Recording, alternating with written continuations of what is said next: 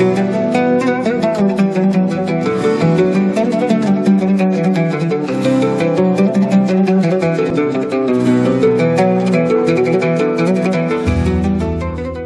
গল্পটা হল ইয়াকুবের, একজন কারিগর, যার 3 মেয়ে, রেশমা, জুহি আর চাঁদনি।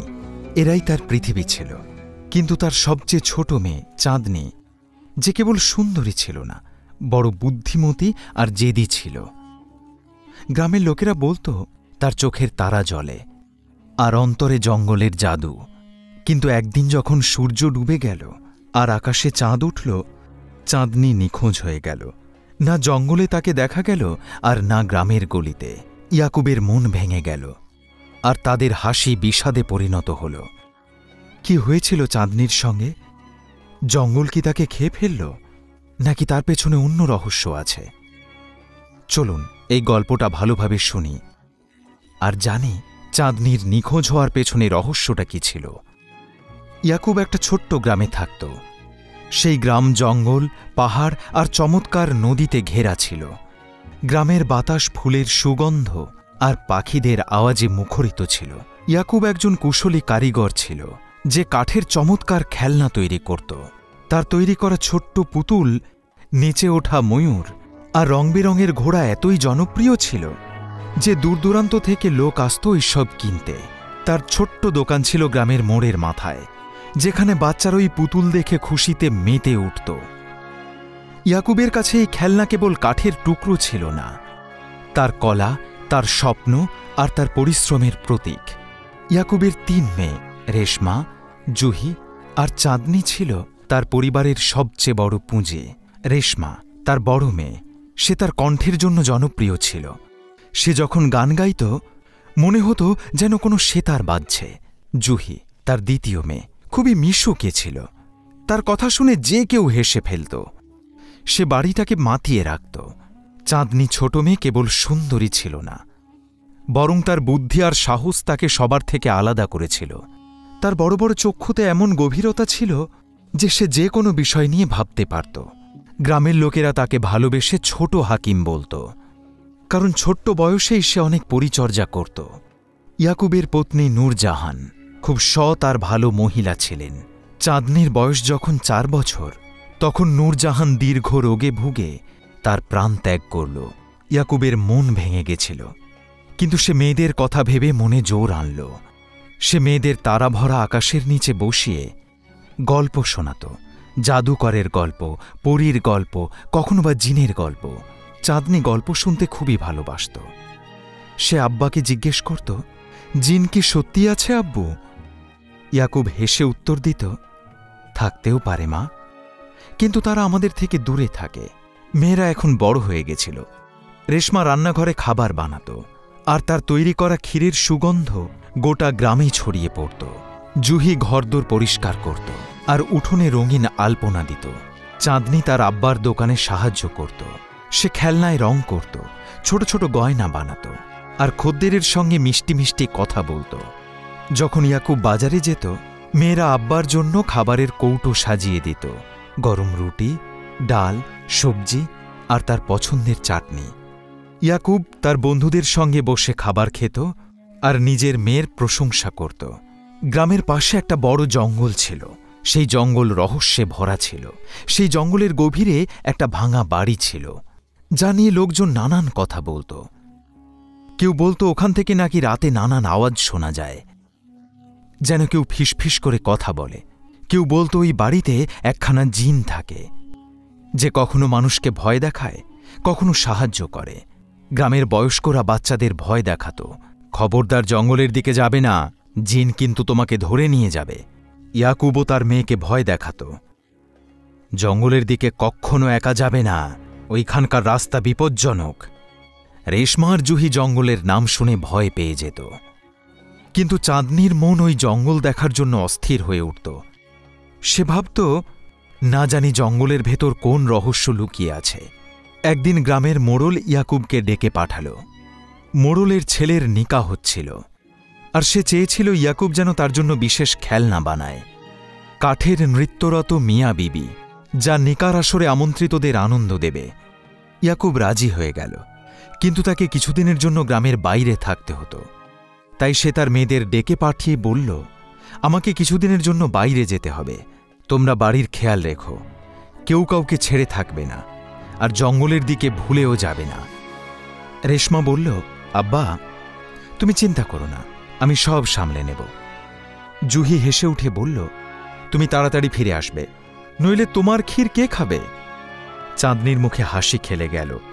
তার মন জঙ্গলে যাওয়ার জন্য অস্থির হয়ে উঠেছিল। ইয়াকুব যাওয়ার পরে বাড়িটা চুপচাপ হয়ে গেল। রেশমা তার কাজ নিয়ে ব্যস্ত ছিল। চাঁদনি ভাবল, এটাই সুযোগ জঙ্গলে যাওয়ার। যদি আমি এখন না যাই তাহলে কোনোদিন যেতে পারব না। সে তার দিদিকে বলল, আমি একটু বাইরে ঘুরতে যাচ্ছি, তাড়াতাড়ি ফিরে আসব। রেশমা বলল, বেশি দূর যাবি না, সন্ধে হওয়ার আগেই ফিরে আসবি। চাঁদনি তাকে হ্যাঁ বলল, কিন্তু তার উদ্দেশ্য ছিল অন্য কিছু। সে ছোট্ট একটা টুকরি হাতে নিল, যার মধ্যে সে কয়েকটা রুটি, একটা ঘটিতে জল আর ছোট্ট একটা চাকু নিল। তারপর সে সোজা জঙ্গলের দিকে হাঁটল। সূর্য ডুবছিল আর জঙ্গলের হাওয়া ঠান্ডা হয়ে উঠেছিল। গাছের পাতা হাওয়ায় দুলছিল, পাতার ফাঁক দিয়ে সূর্যের হালকা আলো মাটিতে পড়ছিল। চাঁদনির বুক ধুকপুক করছিল, কিন্তু সে সাহস হারাল না। সে ভাবছিল, আমি আরেকটু এগিয়ে দেখি, কোনো কিছু গণ্ডগোল লাগলে ফিরে আসব। অনেকটা যাওয়ার পরে সে একটা পুরনো ভাঙা বাড়ির সামনে এলো। বাড়ির দেওয়ালগুলো ভাঙা ছিল, আর বাড়িটার গায়ে একটা বড় গাছ ছিল, যার শিকড় বাকড় মাটির গভীরে ঢুকেছিল, আর তার ডালপালা প্রায় আকাশ ছুঁয়ে ফেলেছিল। আর সেই বাড়ির সামনে একটা ছোট্ট পুকুর ছিল, আর তার জল এত পরিষ্কার ছিল যে সেখানকার চাঁদের প্রতিচ্ছবি ফুটে উঠেছিল। চাঁদনি টুকরিটা মাটিতে রাখল আর ভাঙা বাড়িটার দিকে চেয়ে থাকল। তার মনে হল কেউ যেন তাকে দেখছে। সে চারিদিকে তাকিয়ে দেখল, কিন্তু কাউকে দেখতে পেল না। সে মনে মনে ভয় পেল, কিন্তু নিজেকে বোঝাল, চাঁদনি, তুই কেন ভয় পাচ্ছিস? এখানে তো কেবল গাছপালা আর পাথর পড়ে রয়েছে। তখনই চারিদিকে হঠাৎ ঠান্ডা বাতাস ছড়িয়ে পড়ল। গাছের পাতা জোরে জোরে দুলতে থাকল, আর একটা আলো চমকে উঠে একটা চেহারা দেখা গেল। একজন লম্বা সুন্দর যুবা পুরুষ। তার পোশাক রেশমের মতো ঝকঝক করছিল, আর চারপাশে ছিল সোনালি আভা। তার চোখ দুটো আগুনের মতো জ্বলছিল, আর তার মুখে লেগেছিল এক রহস্যময় হাসি। চাঁদনি ভয় পেয়ে পিছিয়ে গেল। তারপর সাহস করে বলল, কে তুমি? এখানে কি করছো? যুবা পুরুষ গভীর মিষ্টি গলায় বলল, আমি জাফর, এই জঙ্গলের জিন। আমি এখানে অনেক দিন ধরে থাকি। এটা আমার অঞ্চল। তুমি কে যে বিনা অনুমতিতে এই জঙ্গলে এসেছ? চাঁদনির গলা শুকিয়ে গেল, কিন্তু সে হেরে গেল না। সে উত্তর দিল, আমার নাম চাঁদনি, আমি গ্রামে থাকি। আমি কেবল জঙ্গল দেখতে এসেছি। আমি জানতাম না এখানে কেউ থাকে। যদি তোমার খারাপ লেগে থাকে আমি এক্ষুনি চলে যাচ্ছি। জাফর চাঁদনিকে গভীর চোখে দেখল। তার সারল্য, তার মিষ্টি আওয়াজ আর তার সাহস তাকে প্রভাবিত করে ফেলল। সে বলল, তুমি যে ভয় পাওনি, এটা আমার ভালো লেগেছে। এই জঙ্গল বিপজ্জনক। তুমি ভয় না পেয়ে এখানে চলে এসেছ।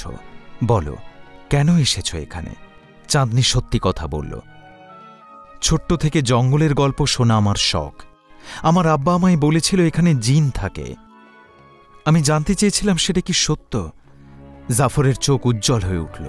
সে হেসে উঠল, আর তার হাসিতে একটা অদ্ভুত মিষ্টত্ব ছিল। সে বলল, তুমি তো আমাকে দেখে ফেলেছ, এবার তুমি কি করবে?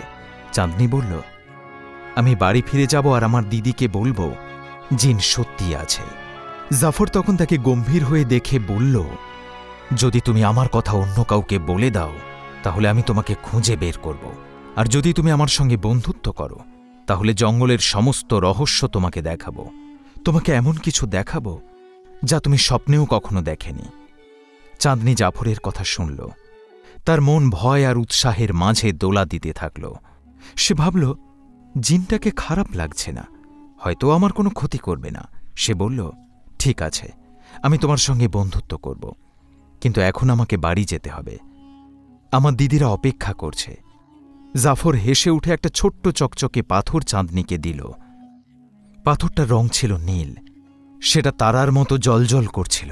সে বলল, এটা তোমার কাছে রাখো। যখনই আমাকে তোমার প্রয়োজন হবে এই পাথরটা ঘষবে, আমি সঙ্গে সঙ্গে চলে আসব। চাঁদনি পাথরটা নিয়ে বাড়ির দিকে রওনা দিল। রাস্তায় তার মন আনচান করছিল। সে ভাবছিল, আমি কি ঠিক করছি? জাফরের ওপর ভরসা করা কি ঠিক হল? সে যখন বাড়ি পৌঁছল তখন রেশমা আর জুহি তাকে দেখে রেগে উঠল। রেশমা বলল, কোথায় চলে গেছিলে তুই? আমরা চিন্তা করছিলাম। জুহি মজা করে বলল, মনে হচ্ছে তুই কোনো রাজকুমারের সঙ্গে দেখা করতে গেছিলি। চাঁদনি হেসে কথা ঘুরিয়ে দিল। সে জঙ্গলের কথা বলল না, কিন্তু সেই রাতে সে বালিশের নিচে পাথরটাকে রেখে ঘুমল। পাথরের উজ্জ্বলতা তাকে জাফরের চোখ মনে করিয়ে দিচ্ছিল। পরের দিন চাঁদনির মন আবার অস্থির হয়ে উঠল। সে ভাবল, জাফর বলেছে আমাকে জঙ্গলের রহস্য দেখাবে। আমি যদি না যাই তাহলে হয়তো এই রহস্য আর জানতে পারব না। সে রেশমা আর জুহিকে বলল গ্রামের বন্ধুদের সঙ্গে দেখা করতে যাচ্ছে। তারপর সে জঙ্গলের দিকে রওনা দিল। ভাঙা বাড়ির সামনে পৌঁছে সে পাথরটাকে ঘষল। একটা ঝলকানি উঠে জাফরকে দেখা গেল। তাকে আজ আরও সুন্দর দেখাচ্ছিল। তার পোশাকে আকাশের রূপোর উজ্জ্বলতা ছিল, আর আজ তার হাসিটা ছিল অন্যরকম। জাফর বলল, চলো, আজ তোমাকে আমি জঙ্গলের সবচেয়ে সুন্দর জায়গা দেখাব। সে চাঁদনির হাত ধরল, আর এক পলকের মধ্যে তারা জঙ্গলের গভীরে পৌঁছে গেল। সেখানে একটা ঝর্ণা ছিল, যার জলে রামধনুর রং ছিল। গাছে গাছে রং বেরঙের ফুল ফুটেছিল, তার গন্ধ বাতাসে ছড়িয়ে পড়ছিল। জাফর একটা ফুল নিয়ে চাঁদনির চুলে লাগিয়ে দিল আর বলল, এই ফুলটা তোমার মাথায় দারুণ লাগছে। চাঁদনি লজ্জা পেল আর বলল, এই জায়গাটা তো জাদুর মতো লাগছে, এটা কি তুমি বানিয়েছ? জাফর হেসে বলল, এই জঙ্গলটাই আমার দুনিয়া, এখানে সবকিছুই আমি নিজের মতো করে বানিয়ে নিতে পারি। সে চাঁদনিকে একটা গাছ দেখালো, যার ফল ছিল সোনালি রঙের। সে একটা ফল নিয়ে চাঁদনিকে দিল। ফলটা এত সুমিষ্ট ছিল যে চাঁদনির ক্ষুধার ক্লান্তি দূর হয়ে গেল। জাফর তাকে জঙ্গলের আরও রহস্য দেখালো। এক গুহা, যেখানে রাতের বেলা তারা মাটিতে খসে পড়ে। একটা পুকুর, যেখানকার জল গান গেয়ে ওঠে। আর একটা পাহাড়, যেখান থেকে সূর্য রামধনুর মতো কিরণ দেয়। দিন কাটতে লাগল। চাঁদনি আর জাফরের বন্ধুত্ব গভীর হয়ে উঠতে থাকল। চাঁদনি প্রতিদিন জঙ্গলে যেত, আর জাফর তাকে নতুন নতুন জায়গা দেখাত। সে তার জন্য জঙ্গল থেকে অজানা ফুল আনত, কখনো কখনো হাওয়াতে জাদু তৈরি করে তাকে হাসাত, আর রাতের তারাগুলোকে আরো উজ্জ্বল করে তুলত, যাতে চাঁদনি ওগুলো দেখে খুশি হয়। চাঁদনি জাফরের কথা, তার হাসি আর তার জাদু পছন্দ করত, কিন্তু সে জানত না জাফরের মনে তাকে নিয়ে অন্য কিছু চলছে। জাফর চাঁদনির হাসি আর সাহসের প্রেমে পড়ে গেল। সে ভাবত, এই মেয়েটাই জঙ্গলের মধ্যে আমার সবচেয়ে বড় উপহার, আমি চিরকাল একে আমার কাছেই রাখব। কিন্তু সে জানত যে চাঁদনি মানুষ, আর তার জগৎ জিনের জগৎ থেকে অনেক আলাদা। তবুও তার ভালোবাসা বেড়েই চলছিল। এক রাতে যখন চাঁদনি আর জাফর ঝর্ণার পাশে বসেছিল, জাফর গম্ভীর গলায় বলল, চাঁদনি, তুমি এই জগতে আমার কাছে সবচেয়ে মূল্যবান। আমি তোমাকে ভালোবাসি। তুমি আমার সঙ্গে আমার জাদুর জগতে চলো। আমি তোমাকে সমস্ত সুখ দেব, তোমাকে রানী করে রাখব, আর এই জঙ্গলটা হবে তোমার মহল। চাঁদনি চিন্তায় পড়ে গেল। সে কখনো ভাবেনি যে জাফরের মনে তাকে নিয়ে এমন চিন্তাভাবনা আছে। তার মনের ভিতরটা অস্থির হয়ে উঠল। সে বলল, জাফর, তুমি আমার সবচেয়ে ভালো বন্ধু, আমি তোমাকে খুব সম্মান করি, কিন্তু আমি হলাম মানুষ আর তুমি জিন। আমাদের জগৎটাই আলাদা। আমার আব্বা, আমার দিদিরা আমাকে ছাড়া কিছুই ভাবতে পারে না, আমি তাদের ছেড়ে থাকতে পারবো না। জাফরের চোখে রাগ জমে উঠল। সে বলল, তুমি আমার ভালোবাসাকে অবহেলা করছো? আমি তোমাকে জঙ্গলের সমস্ত রহস্য দেখিয়েছি, তারপরেও তুমি আমাকে ছেড়ে যাচ্ছ। চাঁদনি ভয় পেয়ে গেল, কিন্তু সে সাহস হারাল না। সে বলল, জাফর, সত্যিকারের ভালোবাসা জোর করে পাওয়া যায় না। তুমি যদি আমায় সত্যি ভালোবেসে থাকো তাহলে আমার খুশির মর্যাদা দাও, আমাকে আমার পরিবারের কাছে যেতে দাও। জাফরের মন ভেঙে গেল, কিন্তু জিন হওয়ার গর্ব তাকে স্বস্তি দিচ্ছিল না। সে বলল, তুমি যদি আমার সঙ্গে থাকতে না পারো তাহলে আমি তোমাকে আমার জগতে নিয়ে যাব, তুমি আমাকে ছাড়া থাকতে পারবে না। সে তার জাদুর শক্তি দিয়ে একটা উজ্জ্বল আলো তৈরি করল, আর চাঁদনি একটা সুন্দর পাখিতে পরিণত হল। তার চোখ দুটো একেবারে একই ছিল, কিন্তু তার চেহারাটা ছোট্ট হয়ে গেল। জাফর তাকে একটা সোনার খাঁচায় বন্দি করল আর বলল, এখন থেকে তুমি আমার সঙ্গে আমার জগতেই থাকবে, আমি তোমাকে কোনো কষ্ট দেব না। চাঁদনির মন খারাপ হয়ে গেল। সে খাঁচার ভেতরে আর্তনাদ করতে থাকল, কিন্তু তার আওয়াজ জাফরের কানে পৌঁছল না। সে তার আব্বা আর তার দিদির কথা ভাবতে থাকল। জাফর তাকে তার জাদু মহলে নিয়ে গেল। সেটা জঙ্গলের সবচেয়ে গভীরে ছিল। মহলের দেওয়ালগুলি ছিল মণিমাণিক্যে বাঁধানো, আর প্রতিটা কোণায় ছিল জাদুর ছোঁয়া। কিন্তু চাঁদনির কাছে এটা ছিল একটা শুনশান জেলখানা। সে প্রতিদিন খাঁচায় বসে তার পরিবারের কথা ভাবত আর চোখ থেকে জল ঝরাত। ওইদিকে রেশমা আর জুহি চাঁদনিকে বাড়িতে না পেয়ে চারিদিকে খোঁজাখুঁজি শুরু করল। তারা গ্রামের প্রতিটা জায়গায় খুঁজল, কিন্তু চাঁদনিকে কোথাও খুঁজে পাওয়া গেল না। ইয়াকুব সেই সময় বাড়ি ফিরে আসছিল। সে যখন চাঁদনির নিরুদ্দেশ হওয়ার খবর পেল, তার মনটা ভেঙে গেল। সে গ্রামবাসীদের সাহায্য নিয়ে জঙ্গলের ভেতর খোঁজাখুঁজি শুরু করল, কিন্তু জঙ্গল এত ঘন ছিল যে কেউই সেই ভাঙা বাড়ি পর্যন্ত পৌঁছতে পারল না। রেশমার জুহি প্রত্যেক রাতে কাঁদত, আর ইয়াকুব তার মেয়েকে হারিয়ে ফেলার কষ্টে ডুবে থাকত। কয়েক মাস এভাবে কেটে গেল। চাঁদনি খাঁচায় বন্দী ছিল। জাফর তাকে ভালোবাসত, কিন্তু তাকে উদাসী দেখে অস্থির হয়ে উঠত। সে চাঁদনির জন্য জাদুর ফুল, নানা রঙের পালক আর মিষ্টি ফল নিয়ে আসত, কিন্তু চাঁদনির মনের কষ্ট দূর হতো না। এক রাতে চাঁদনি খাঁচায় বসে তার আম্মার কথা ভাবল। সে মন থেকে দোয়া করল, ও আম্মা, তুমি যদি কোথাও থেকে থাকো তাহলে আমাকে সাহায্য করো, আমাকে আব্বা আর দিদির কাছে নিয়ে চলো। তার দোয়া এতটা সৎ ছিল যে জঙ্গলের মধ্যে এক ফকিরের কাছে সেই দোয়া পৌঁছে গেল। ফকির জঙ্গলের ধারে একটা ছোট্ট কুঁড়ে ঘরে থাকত। সে খুব সৎ মানুষ ছিল। তার জাদুর শক্তি আর জিনের জগৎ নিয়ে গভীর জ্ঞান ছিল। সে তার জাদুর পুস্তক খুলল আর চাঁদনির অবস্থা দেখল। পুস্তকের পাতায় চাঁদনির ছবি ফুটে উঠল, যেখানে সে একজন পাখি হয়ে খাঁচায় বন্দী ছিল।